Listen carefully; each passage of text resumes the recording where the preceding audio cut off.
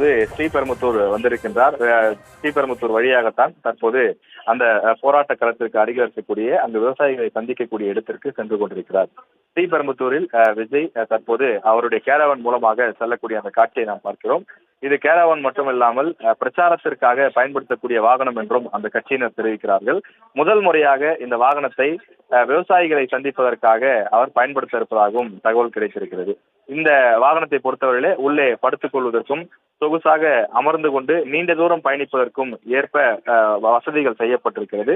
அது மட்டும் இல்லாமல் நினைத்த இடத்தில் அங்கே நின்று கொண்டு டாப் ரூஃப் மூலமாக அவர்கள் மேலே நின்று கொண்டு மக்கள் காணுவதற்கு வசதியாக நின்று கொண்டு பேசுவதற்கான சிறப்பு ஏற்பாடும் செய்யப்பட்டிருக்கிறது. பெரிய தலைவர்கள், குறிப்பாக கலைஞராக இருந்தாலும் முதலமைச்சர் மு.க. ஸ்டாலின், அம்மையார் ஜெயலலிதா உள்ளிட்ட பல தலைவர்கள் இது போன்ற கேரவன் வாகனங்களை பயன்படுத்துவது வழக்கம். அப்போது இருந்த தொழில்நுட்பங்களை விட இப்போது இன்னும் அதிநவீன தொழில்நுட்பங்கள் பயன்படுத்தப்பட்டு பிரத்யேகமாக நீண்ட தூரங்கள் பயணிப்பதற்காகவும் அது மட்டும் இல்லாமல் உடல் அசதி இல்லாமல் பயணிப்பதற்கும் ஏற்ற வகையில் இதில் இருக்கைகளும் உள்ளே இருக்கக்கூடிய அம்சங்களும் தயார் செய்யப்பட்டிருக்கிறது. நடிகர் விஜய் தற்போது அந்த போராட்ட களத்திற்கு சென்று கொண்டிருக்கிறார். அதாவது அந்த பரந்தூர் விமான நிலையம் வேண்டாம் என கிட்டத்தட்ட 900 நாட்களையும் கடந்து அங்க இருக்கக்கூடிய விவசாய பெருங்குடி மக்கள் போராடி வருகிறார்கள்.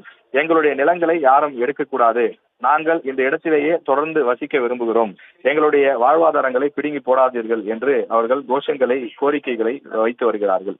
இந்த நிலையிலேதான் தற்போது விஜய் தமிழக வெற்றி கழகத்தின் சார்பில் தாங்கள் துணை நிற்பதாக தெரிவிப்பதற்காக தற்போது அங்கு சென்று கொண்டிருக்கிறார்.